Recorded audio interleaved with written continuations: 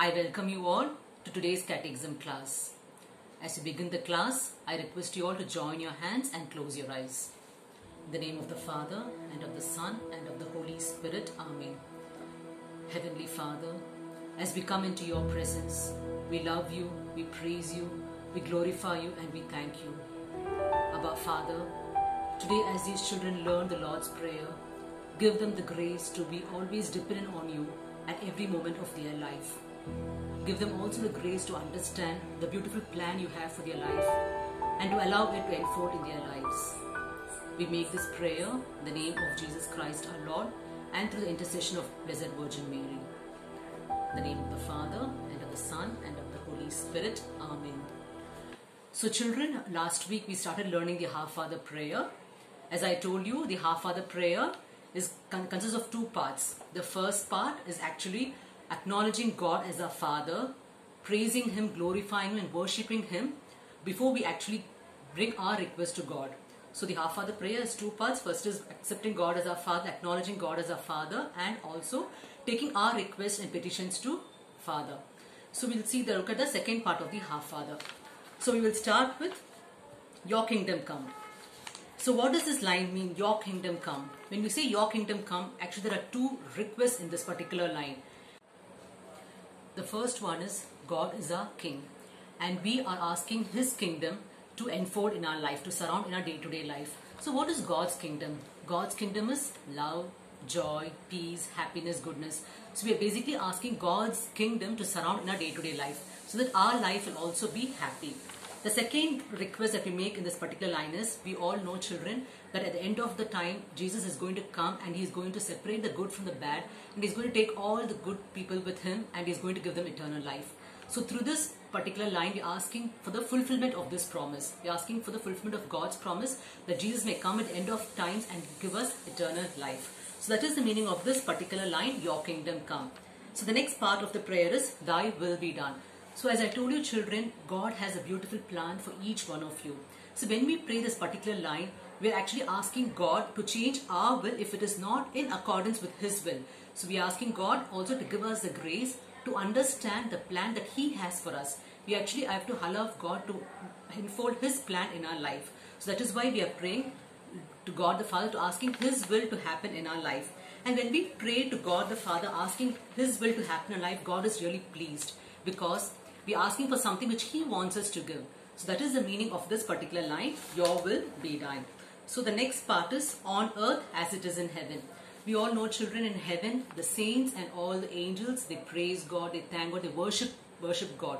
So we also have to make earth like heaven. So how do we make earth like heaven? Is by thanking Him, praising Him, worshipping every moment of our life. How do we praise and worship God every moment of our life? Of course, during our prayer, we praise and thank Him. And also every time we do a work which is pleasing to Him. That is how we glorify God here living on earth.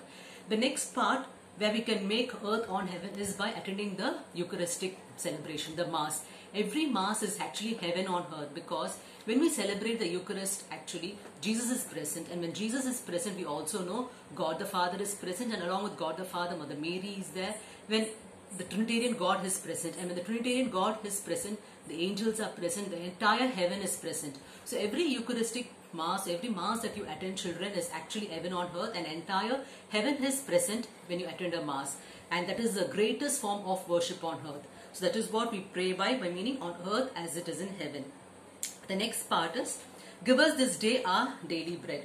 So every moment of our life, children, as I told you, we are dependent on God. And we need to ask God to give us our daily needs. So our needs can be physical needs, it can be our emotional needs, it can be our spiritual needs. So what are these physical needs?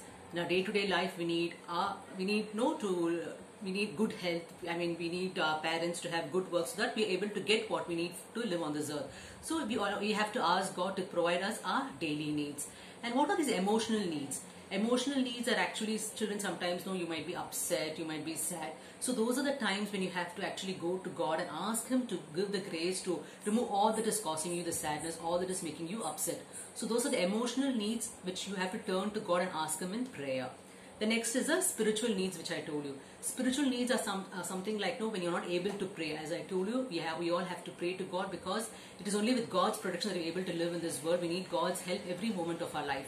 So when we're not able to pray, we have to go ask God to give us the grace to be able to come to Him in prayer.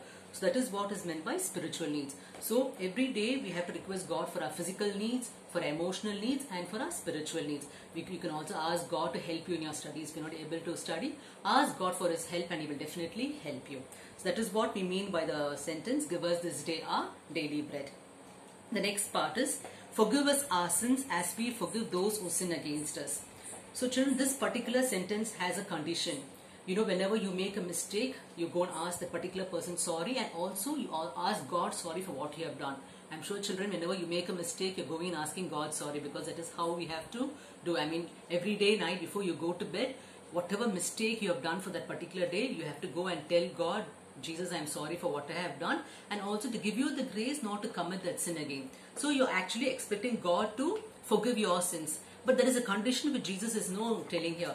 Before we go and ask God to forgive our sins, we actually have to forgive those who have hurt us. For example, if you are angry with somebody, if somebody has hurt you, you have to forgive that person. You should not be angry with that person. That is what God is expecting you. So when you forgive that person, and when you reconcile, when you make friends with that particular person, God is ready to forgive your sins. And when you do that, children, God is so pleased with you.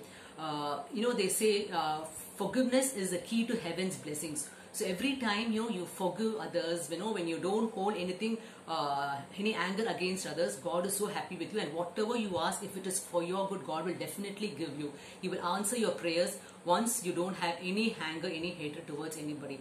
So today, children, I want you all to do one thing. If you are upset with somebody, if you're angry with your brother, with your sister, with your mom, or with your dad, or with anybody else, children, today I want you to go and speak to them. If you have made a mistake, ask sorry. If they have upset you, go and speak to them. Tell them that you're not angry with them and be friends with them. So children, today this is going to be the homework for you. Today, before you go to bed, call up that person. If that person is not staying with you, call up that person, speak to that person and reconcile with that person.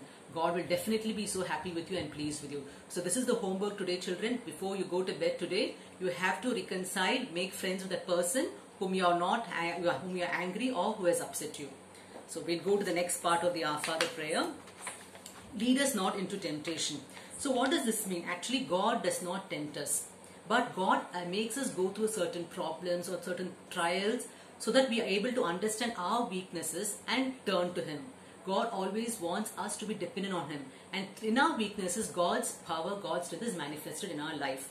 And we also come across many temptations in our life. For example, children, you all will be tempted to look at your mobile and play games. You have your laptops, where you're tempted to play games. These are the situations for which you have to ask God to remove these situations in your life so that these temptations don't come over and take over you. Because every moment Satan is just waiting to take you away from God. So you actually have to pray to God to remove all these situations which will bring temptations into your life. If you feel these gadgets or these laptops are so tempting, ask God to give you the grace to remove these temptations from your life. So that is the main, lead us not into temptation. The next part is, but deliver us from evil. This word evil is a very unfortunate reality in this world. Of course, there is something called as evil.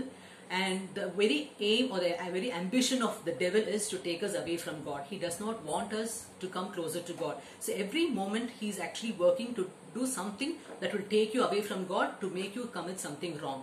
And one more thing, children, devil does not come to you in the form of two horns as you watch in movies. Satan does not come to you in that form. He comes to you in the form of anger. He comes to you in the form of pride. He comes to you in the form of bad thoughts. He comes to you in the form of mobile games or other gadgets which your parents are telling you not to use. So, but we don't understand that, children. So you have to understand all these, and you have to ask God to protect you from all these temptations which the evil one is trying to come and bring into your life. So as I told you, children, prayer is very important. Every day you need to spend time in prayer, asking God for His protection, asking God to understand His will in your life. As I told you, Jesus, though He was God Himself, He used to pray in the morning, He used to pray in the evening, He used to pray in the night, and every time He performed a miracle, He prayed. The reason He prayed was because He wanted to understand the will of God in His life, and every moment He was in conversation with God to understand His plan, and also He received a lot of comfort when He prayed to God the Father. So in the same way, as I told you, God has a plan in our life, and to understand that plan, we need to always be in touch with Him. We always need to be in connection with God to understand His plan, and then our lives will become beautiful. So children, that is how we have come to the end of this half father. As I told you, today's activity would be for you to forgive and to reconcile with that person who has hurt you. And if you think anybody is angry with you, you should reconcile with that person. At night when you go to bed, tell God, pray for that particular person, and God will be very happy with you and He will give you whatever you need if it is according to His will. So children, that is how we complete today's class, and after this you will watch another video and you will also have an activity for the day. Thank you children. See you next week. Take care.